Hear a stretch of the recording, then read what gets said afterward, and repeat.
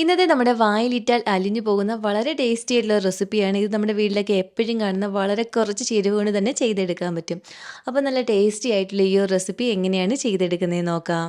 ഇതിനായിട്ട് ആദ്യം നമുക്ക് വേണ്ടുന്നത് ബ്രെഡാണ്. ഞാനിപ്പോൾ ഒരു 5 ബ്രെഡ് എടുത്തിട്ടുണ്ട്.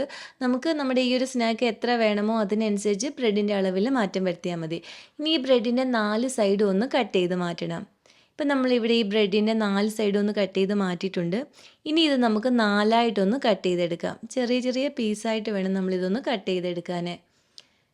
ഇപ്പോൾ ഇതിവിടെ ഈ ഒരു വലിപ്പത്തിനൊന്ന് കട്ട് ചെയ്തെടുത്തിട്ടുണ്ട്. ഇനി നമുക്കിതൊന്ന് മാറ്റി വയ്ക്കാം.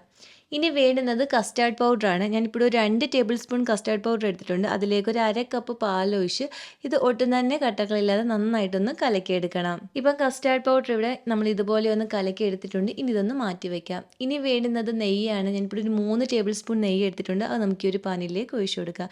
ഇനി ഈ നെയ്യ് പാനിൻ്റെ എല്ലാ ഭാഗത്തും എത്തുന്ന രീതിയിൽ നമുക്കിതിങ്ങനെ ഒന്ന് ചുറ്റിച്ചു കൊടുക്കണം. തീ ഒന്ന് കുറച്ച് വെച്ചിട്ട് നമ്മളിവിടെ കട്ട് ചെയ്ത് വെച്ചിരിക്കുന്ന ബ്രെഡ് നമുക്കിതിലേക്ക് ഇങ്ങനെ ഒന്ന് വെച്ച് കൊടുക്കാം. ഇപ്പം നമ്മളിവിടെ മുഴുവൻ ബ്രെഡ് നമ്മൾ ഇതുപോലെ ഒന്ന് വെച്ച് കൊടുത്തിട്ടുണ്ട്. ഇനി തീ ഒന്ന് കുറച്ച് വെച്ച് തന്നെ വേണം നമ്മളിതൊന്ന് റോസ്റ്റ് ചെയ്തെടുക്കാൻ. ഒരല്പസമയം കഴിയുമ്പോൾ നമുക്കിതൊന്ന് തിരിച്ചിട്ട് കൊടുക്കാം. ഇപ്പം 2 സൈഡ് നമ്മളിവിടെ നന്നായിട്ടൊന്ന് റോസ്റ്റ് ചെയ്ത് എടുത്തിട്ടുണ്ട്. ഇനി ഇത് നമുക്ക് ഈ ഒരു പ്ലേറ്റിലേക്കൊന്ന് മാറ്റി വയ്ക്കണം. ഇനി നമുക്കിതിന് വേണ്ടുന്ന പാലൊന്ന് തിളപ്പിച്ചെടുക്കണം. അതിനായിട്ട് നമുക്ക് ഈ ഒരു പാനിലേക്ക് ഒരു 2 കപ്പ് പാൽ ഒഴിച്ചു കൊടുക്കാം. തീ ഒന്ന് കുറച്ച് വെച്ച് ഇളക്കി കൊടുത്ത് വേണം നമ്മൾ ഈ പാലൊന്ന് തിളപ്പിച്ചെടുക്കാൻ. ഇപ്പം പാലിപ്പോൾ ഇവിടെ ഒന്ന് തിളച്ച് വന്നിട്ടുണ്ട്. ഇനി നമുക്കിതിലേക്ക് മധുരത്തിനായിട്ട് ഞാനിവിടെ കണ്ടൻസ്ഡ് മിൽക്കാണ് ഒഴിച്ചു കൊടുക്കുന്നത്. അതൊരു 1/2 കപ്പ് ഒഴിച്ചു കൊടുക്കുന്നുണ്ട്. കണ്ടൻസ്ഡ് മിൽക്ക് വേണ്ടെങ്കിൽ അതിന് പകരം നമുക്ക് പഞ്ചസാര ചേർത്ത് കൊടുത്താലും മതി. കണ്ടൻസ്ഡ് മിൽക്കും ചേർത്ത് കൊടുത്ത് പാലൊക്കെ നന്നായിട്ടൊന്ന് തിളച്ച് വന്നിട്ടുണ്ട്. തീ ഒന്ന് കുറച്ച് വെച്ചിട്ട് നമ്മളിവിടെ കലക്കി വെച്ചിരിക്കുന്ന ഈ കസ്റ്റാർഡ് മിക്സ് കൂടി നമുക്കിതിലേക്ക് ഒഴിച്ചു കൊടുക്കാം. ഈ കസ്റ്റാർഡ് മിക്സ് ഒഴിച്ചു കൊടുത്ത് ഉടനെ തന്നെ നമ്മളിങ്ങനെ ഇളക്കി കൊടുക്കണം. അല്ലെങ്കിൽ ഇത് പെട്ടെന്ന് തന്നെ ഇങ്ങനെ കട്ട പിടിക്കും. അതുകൊണ്ട് ഈ കസ്റ്റാർഡ് മിക്സ് ഒഴിച്ച് ഇളക്കി കൊടുത്തുകൊണ്ട് തന്നെ ഇരുന്നാൽ മതി. ഇപ്പോൾ ഇതിവിടെ കറക്റ്റ് പരുവായി വന്നിട്ടുണ്ട്. ഇനി നമുക്ക് ഫ്ലെയിം ഓഫ് ചെയ്ത് കൊടുക്കാം. ഇനി നമ്മുടെ ഈ ഒരു റെസിപ്പി സെറ്റ് ചെയ്തെടുക്കുന്നതിനായിട്ട് ഞാനിപ്പോൾ ഇവിടെ ഒരു ബൗൾ എടുത്തിട്ടുണ്ട്. ആ ബൗളിലേക്ക് നമ്മളിവിടെ റോസ്റ്റ് ചെയ്ത് വെച്ചിരിക്കുന്ന ബ്രെഡ് ഇട്ട് കൊടുക്കണം.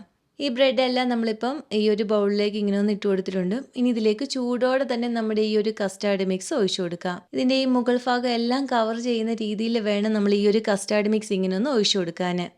ഇപ്പം നമ്മളെല്ലാം ഇവിടെ ഇങ്ങനെ ഒഴിച്ചു കൊടുത്ത് എടുത്തിട്ടുണ്ട്. ഇനി ഇതിൻ്റെ മുകളിലേക്ക് കുറച്ച് നട്ട്സൊക്കെ നമുക്ക് ചെറുതായിട്ട് അരിഞ്ഞിട്ട് ഇട്ട് കൊടുക്കാവുന്നതാണ്. ഞാനിപ്പോൾ ഇവിടെ കുറച്ച് പിസ്ത ഒന്ന് ചോപ്പ് ചെയ്ത് എടുത്തിട്ടുണ്ടായിരുന്നു. അതുകൂടി നമുക്കിതിലേക്ക് ഇങ്ങനെ ഇട്ട് കൊടുക്കാം. ഇനി നമുക്ക് ഇതിങ്ങനെയും സെർവ് ചെയ്യാം, അല്ലെങ്കിൽ ഫ്രിഡ്ജിലൊന്ന് വെച്ചിട്ട് തണുപ്പിച്ചിട്ടും സെർവ് ചെയ്യാവുന്നതാണ്. അങ്ങനെ ബ്രെഡ് വെച്ച് ചെയ്തെടുക്കാവുന്ന വളരെ ടേസ്റ്റിയുള്ള റെസിപ്പി ഇവിടെ റെഡി ആയിട്ടുണ്ട്.